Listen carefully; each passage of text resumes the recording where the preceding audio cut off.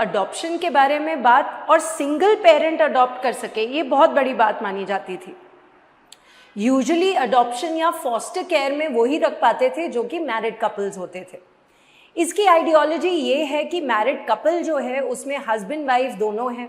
एक बच्चे की ज़िंदगी में एक फादर और मदर दोनों के रोल्स बहुत ज़्यादा इम्पॉर्टेंट होते हैं। और कहीं ना कहीं जितनी भी हम लोग इक्वालिटी की बात करें, क्योंकि हम इक्वल अपॉर्चुनिटीज़ की बात कर रहे हैं, at the end of the day a child requires both a father as well as a mother. दोनों के कंप्लीटली डिफरेंट रोल्स हैं एक बच्चे की ज़िंदगी में। पर जैसे जैसे हमारी सोसाइटी अब प्रोग्रेस कर रही है, देखने को ये मिल रहा है कि बहुत सारे लोग विलिंगली शादी नहीं करना चाहते। अब इसमें कोई आपत्ति की बात भी नहीं है, क्योंकि ये उनकी खुद की आइडियोलॉजी है। There is nothing, absolutely nothing wrong with that. But in the same way बहुत सारे ऐसे लोग हो सकते हैं जो कि शादी में बिलीव नहीं करते, लेकिन वो एक बच्चा चाहते हैं। अब या वो सरगसी के थ्रू ये बच्चा लेकर आए अपनी जिंदगी में, या जबरदस्ती शादी करे ताकि उसका बच्चा हो। अब जबरदस्ती शादी करवाना भी ये भी कहीं ना कहीं किसी एक इंसान के विल के खिलाफ है। And so keeping all of that in mind, हमारी सरकार ने ये रिवाइज्ड गाइडलाइंस बनाई हैं कि अब जाके एक सिंगल पेरेंट भी एक फॉस्टर चाइल्ड रख सकता है, फॉस्टर होम प्रोवाइड कर सकता है एक बच्चे के लिए। फॉस्टर होम का क्या मतलब होता है कि बच्चा किसी ऐसे इंसान के साथ रहे या किसी ऐसे घर में रहे जो उसके माँ बाप का नहीं है। वो एक्सटेंडेड फैमिली भी हो सकती है और कंप्लीट स्ट्रेंजर्स भी हो सकते हैं। So till now this particular authority was given to married couples, and what has happened right now is that single parents can also give foster homes or foster such children. वो unmarried हो सकते हैं, widowed हो सकते हैं। And so let's try and understand what is the ideology behind this particular regulation. But before that I'd like to make an important announcement. Maluka IAS सारे के सारे UPSC एस्पिरेंट्स के लिए एक बहुत ही गोल्डन अपॉर्चुनिटी लेकर आए हैं, जहाँ पे 20% ऑफ मिलेगा सारे के सारे civil services examination and IAS के कोर्सेज, चाहे वो ऑनलाइन हो या ऑफलाइन हो। And this particular scheme is available to an aspirant from the 12th of August till the 15th of August. So do not waste this particular opportunity and join Manuka IAS today. Now let's try to understand what has happened. एक single parent can now foster children and adopt after 2 years. ये पहले 5 years के लिए होता था, अभी 2 years की बात हो रही है। और single parent तो कर ही नहीं सकता था, सिर्फ और सिर्फ married couple foster home provide कर सकते थे। I think it's a brilliant step. You see what happens is, agar and only if, and this is also my understanding, not everyone is meant to be a parent. हर एक इंसान parent होने योग्य की बात नहीं है। किन्हीं लोगों को पेरेंट बनना ही नहीं है, और वो भी कोई गलत बात नहीं है, वो भी कोई टैबू सब्जेक्ट नहीं है। अच्छा, कुछ लोग ऐसे हैं जिनको शादी भी करनी है और अपना बच्चा पैदा करना है, वो भी ठीक है। A biological child is also great, right? लेकिन if at all you really want to take care of somebody else, तो कहीं ना कहीं each one of us, if we adopt a child and if we take care of that child, तो उससे ज़्यादा service to the country मुझे नहीं लगता कोई और कर सकता है, except for our armed forces and other forces. So let's understand what has happened here. So अब ministry of women and child development ने बोला है कि सिंगल इंडिविजुअल्स अनमैरिड हो, विडोड हो, डिवोर्स्ड हो या लीगली सेपरेटेड हो from the age group of 25 to 60 years under certain circumstances can foster a child, right? And ये revised model foster care guidelines बनाई गई हैं by the ministry of women and child development.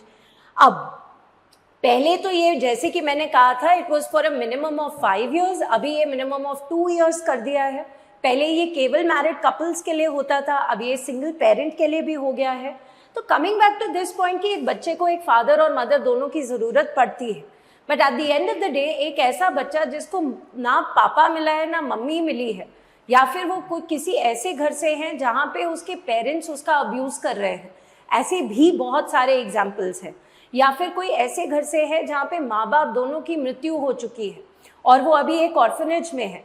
So I mean if you can not give that child both the parents, at least एक single parent भी अगर उसके ज़िंदगी में अगर आ जाए तो उस बच्चे की एजुकेशन से लेके उसका मेंटल हेल्थ, उसका फिजिकल हेल्थ, उसकी इमोशनल हेल्थ, हर एक में मदद मिलती है। और सिर्फ बच्चे को नहीं, साथ ही साथ उस सिंगल पेरेंट को भी।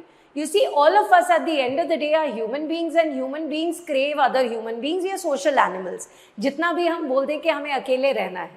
अच्छा, कभी कभार हमें शादी नहीं करनी है, किसी और के साथ नहीं रहना है, लेकिन we want to take care of somebody, we want to nurture somebody।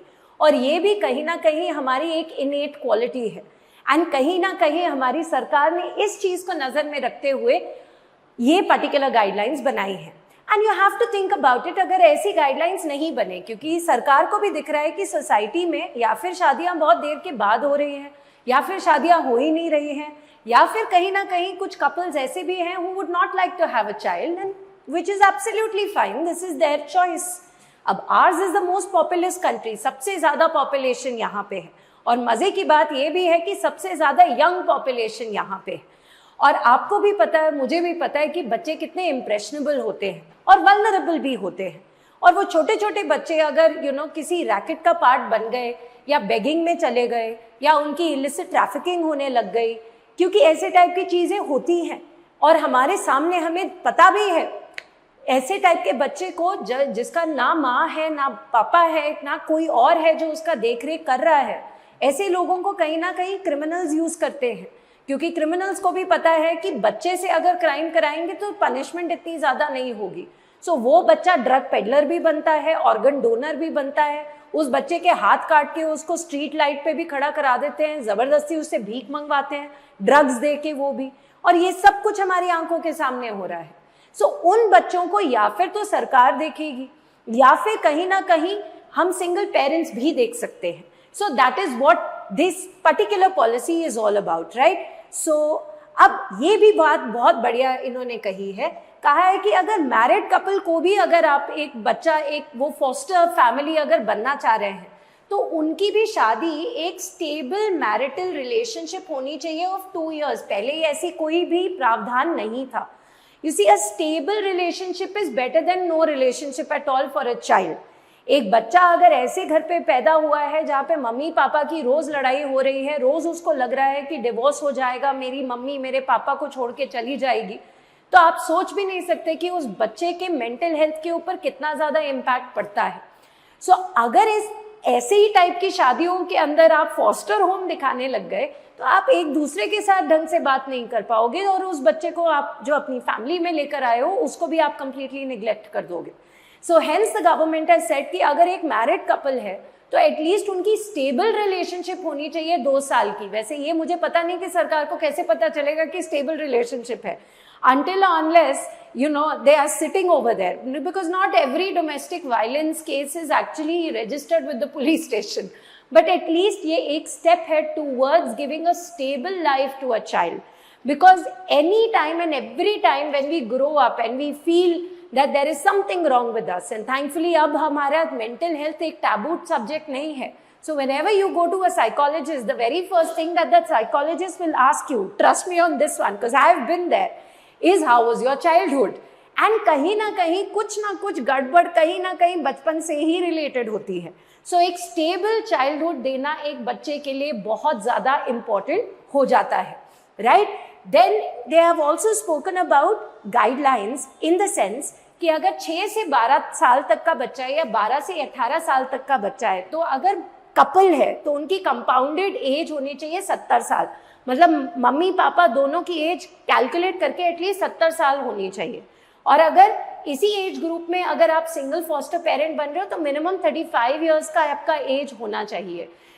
Minimum 35 years का age, I guess that is why they have said it, because that person at the age of 35 more और less is stable, right. Although stability तो कहीं पे भी नहीं मिलती, लेकिन economically अगर हम बात करें तो मोर और लेस 35 की एज में हम लोग वो teenage life and early 20s के नौटंकी से निकल जाते हैं, थोड़ा सा we come into our own skin, we start thinking about work, हम लोग थोड़ा स्टेबिलिटी मांगते हैं in the sense of late night parties नहीं करना है and all of that, we are all done with all that, and that is what a child requires. ऐसा नहीं है कि आप फॉस्टर, आप सिंगल पेरेंट है, कूल बनने के लिए आपने फॉस्टर होम के लिए एक बच्चे को आप ले आए और फिर रात रात को पार्टी करने के लिए गए, वो बेचारा फिर अकेला, right? So maybe that is what they are trying to do with the age, right? However, age is never an indicator of maturity, right? So maximum age भी define की है एक single individual के लिए 55 years, right?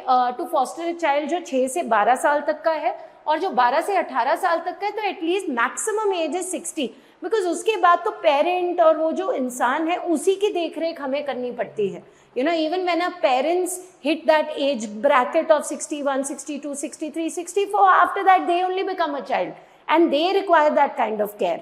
तो जब they are in that stage तो वो किसी और की देखरेख शायद ना कर पाए, इस वजह से ये एज ग्रुप डिफाइन किया गया है, राइट? एंड सारे के सारे लोग जो भी फॉस्टर पेरेंटिंग करना चाहते हैं उसके बाद thereafter maybe they want to adopt that child, तो केयरिंग्स करके एक प्लेटफॉर्म है which is child adoption resource information and guidance system, जिसके द्वारा आप ये फॉस्टर होम दे सकते हैं.